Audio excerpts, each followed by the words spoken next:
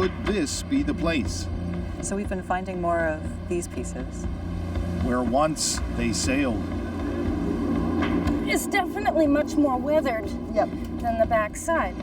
Walking this ground 500 years before Columbus arrived in America. It's a beautiful spot, really. Yeah, it's a lovely place to dream about history. Yes, it is. Is this the newest chapter on the trail of the Vikings?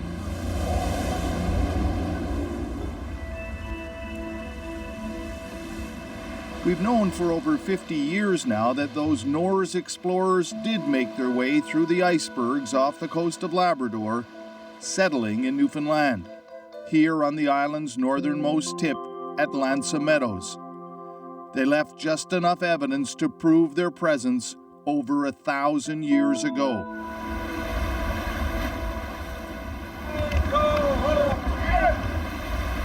This summer, some modern-day Vikings retraced the path of Leif Erikson in Draken Harald Harfager, the largest modern Viking longboat ever built.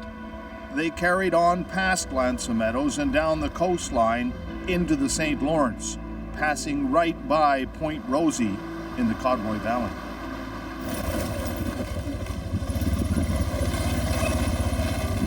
It can be a little precarious getting here.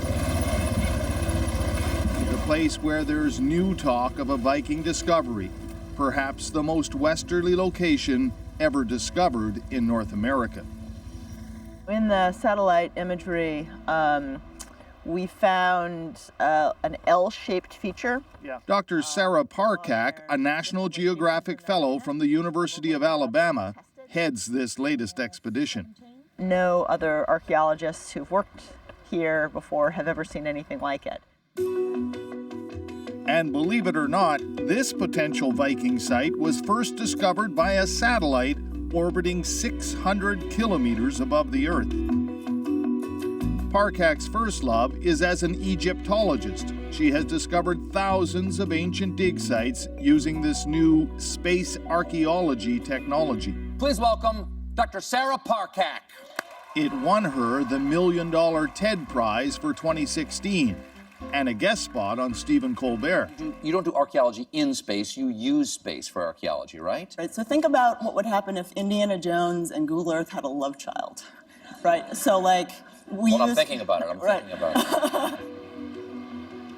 But it was only when she applied her methodology to help identify potential new Viking settlements that her Newfoundland journey really began. We looked at the entirety of the coastline of eastern Canada, finding potential hotspots, zooming in, getting aerial photography, getting satellite imagery. We arrived at a couple interesting locations in Newfoundland, and this was one of them. This had really curious shapes. You know, it had an ovoid feature that seemed to be the same size and shape as a longhouse. It had curious rectilinear features. You know, it had a strong signature in the satellite imagery that just seemed worth investigating. Your spider senses were tingling. That's one way of putting it. The wall appeared to be 22 meters by 7 meters, exactly the same dimensions as the longhouses discovered in Lanza Meadows. From the first time they stuck a shovel into the earth last year, there was a great sense of anticipation. They uncovered what appeared to be part of a hearth, similar to those known to be used by the Norse to smelt metal from bog iron, and they found lots of that. We found 9 kilograms of it in one particular place in a bowl that was surrounded by rocks. So, for that to be naturally occurring, that would be pretty unusual? Yeah, I mean, when you look at the way it was found, the density, the type, you know, some of the pieces were pretty big. Most of them were walnut-sized, and there's this carbonized material on the rock face that is the same. It was similar to material uncovered much further north in Lanza Meadows. Things like concentrations of bog iron, an ancient hearth, even iron nails melted from the ore and used by the Norse in shipbuilding. It looks anthropogenic. It looks like it was created by humans. But then the question is, okay, is this like a one-off? Are we going to find anything like it on site?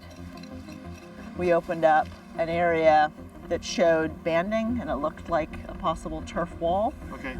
So this year we've expanded it, and you can see the different lenses of organic material. Unfortunately, it's dried out a little bit now. But you can see kind of brown, you can see gray, stripe.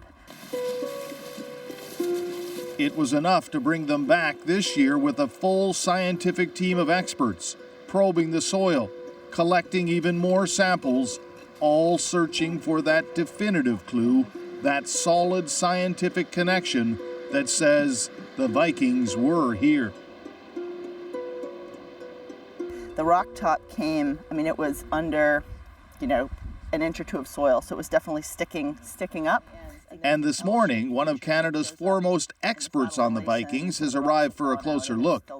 Archaeologist Birgitta Wallace has had a decades-long association with the one place they have proven a Norse presence, Lansa Meadows. She knows how difficult it is to pull history from the soil. We started finding dense concentrations of bog iron right here. Yeah. Not the gray shiny slag that you had at Lansa Meadow, but not the bog iron either. It was much denser, much heavier, not crumbly. She also knows how tricky it can be to identify something definitively. It turns out the soil feature extends much too widely to be a wall. So we've been finding more of these pieces. And there's another potential problem, this time about that concentration of bog iron they discovered. Norse expert Dr. Karen Mellick. So it all looks pretty much like a natural accumulation at the moment. So what we need to do is to try to really determine whether that bog ore that Sarah found last year, whether it was roasted or whether the desiccation cracks were caused by seasonal wetting and drying. We just need to get to the bottom of that. You can almost imagine a longboat out there. Yeah. But as you say, it's pretty open to the elements. It is. The big concern for Birgitta Wallace is the location itself. A rocky shoreline, not easy to land boats. No obvious signs of fresh water. And of course, the questions about what they have uncovered so far.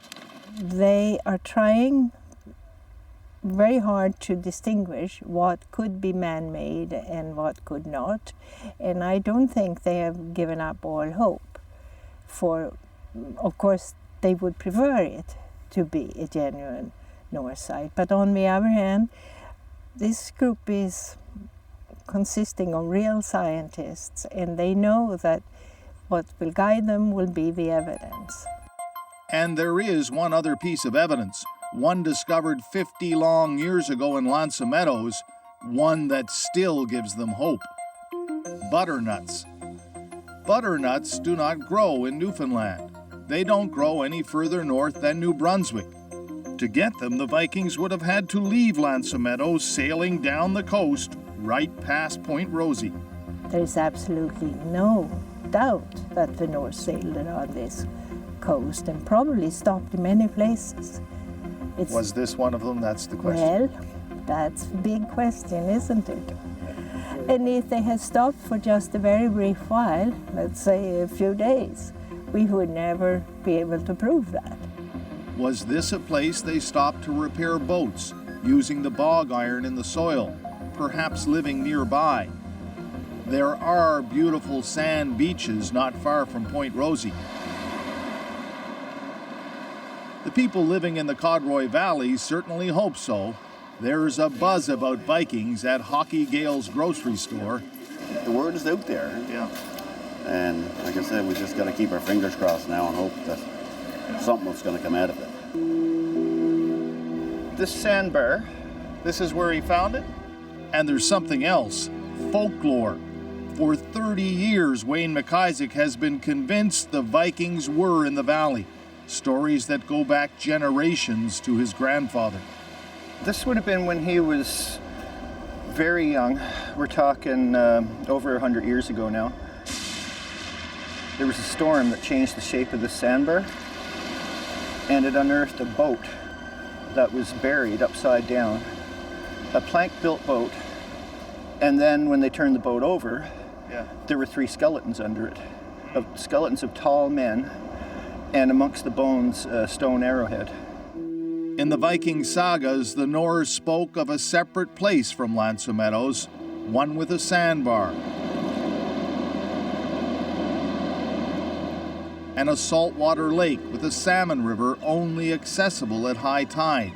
It also spoke of the end of the mountain range that started further north near Lansomeadows.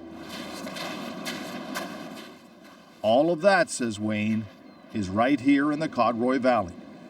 Given what is going on now at Point Rosee, it's no real surprise to you. It's not a surprise, it's a huge relief. The more they find over there, the happier I am. They could have been here for an extended period of time, because that's a peripheral site. That's not a colony over there. That's a place where they were working, refining iron and raising sheep. Yeah. Now don't get ahead of yourself. Yeah, I know. I know. Because who knows what's out there? Yeah, exactly. And that's exactly what the thinking now is. Could it be something like, the Norse are coming and they're flipping turf, and looking for bog iron? Weeks and indeed months of extensive testing hopes to separate the fact from the wishful thinking. Is it 1 step forward, 2 steps back? That's the way archaeology is. There are some days I'm excited. There are some days I'm going, come on, why not? But it's just the nature of science, and I think ultimately we just have to let the science speak for itself here. You just know that there's got to be more here somewhere. Oh, I am sure now. It's beautiful. If you look at the coastline, if you look at the trees, it looks a lot like Western Scotland. It looks a lot like Iceland. You really want this to be a place, though, don't you? Of course I do.